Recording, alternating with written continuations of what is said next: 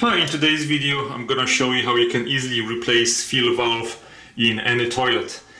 Anybody can do it as long as you're willing to do it. So let me show you how it's done.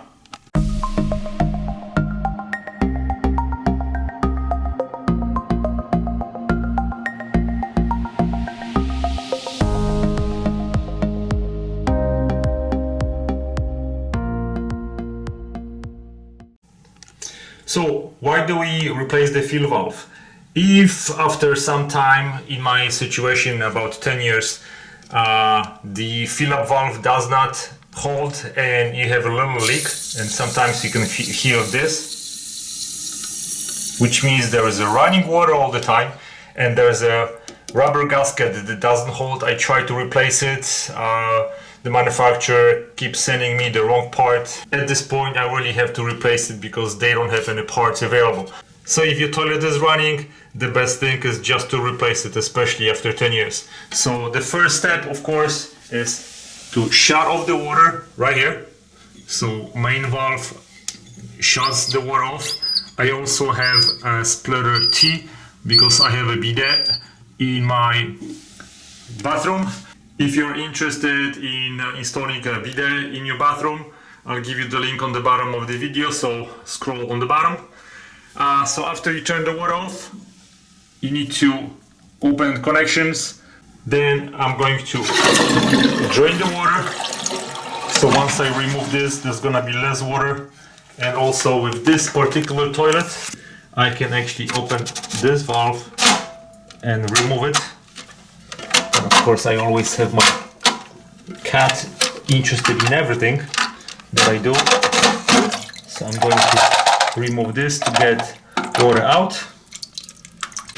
I have a Glacier Bay toilet, so it's much easier to just use this big hole to drain entire tank instead of draining everything on the floor.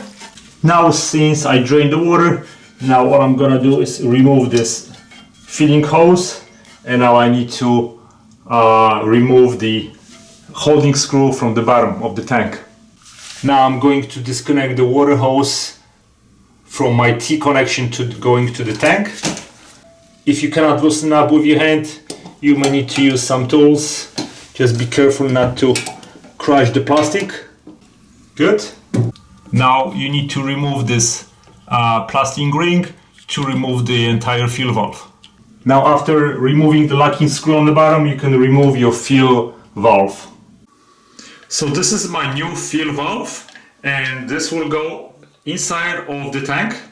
On the other side, I'm gonna use this ring to hold it to the tank. So the tank is right here. And also you can replace the washer if it comes with the washer, because this will go right here on the bottom. And this is how you're going to connect your water supply right here on the bottom. Also, it's a good idea to familiarize yourself with the adjustment of your fill valve. This particular one, if you want to adjust the height of the water level, what you do is you twist it and you can extend it or make it shorter. Okay, so and once we set up the desired height, we twist it until it locks, and then we also have an included pin if you want to use it, and we're going to slide it right here just to lock this in a position. Then you cannot untwist it, you cannot move it. Another adjustment that you may want to do, if this is going to create too much level in your tank, there's another pin that I can remove.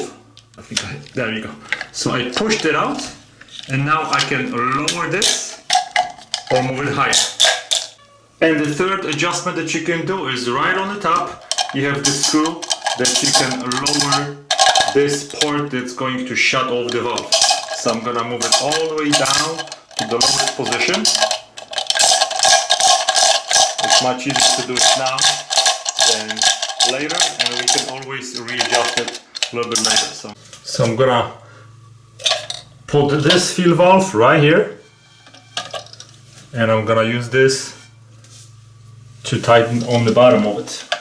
Now I want to make sure that the fill valve is situated properly and it's positioned this way. So later I can put the hose that is gonna be filling the tank into this small hole right here. So this will be positioned right here and right facing this way is gonna be perfect angle. Now, if you don't have any bidet, you connect your water hose directly here to the connection to the fill valve. If you do have bidet or any other thing connected to the toilet, you put this supply hose to the T connection and put a T connection to the fill valve. When you tighten the connections, make sure you don't over tighten it because this is plastic and this can break. So everything really should be hand tightened. Once everything is installed, I'm going to turn the water on and we're going to fill up the tank.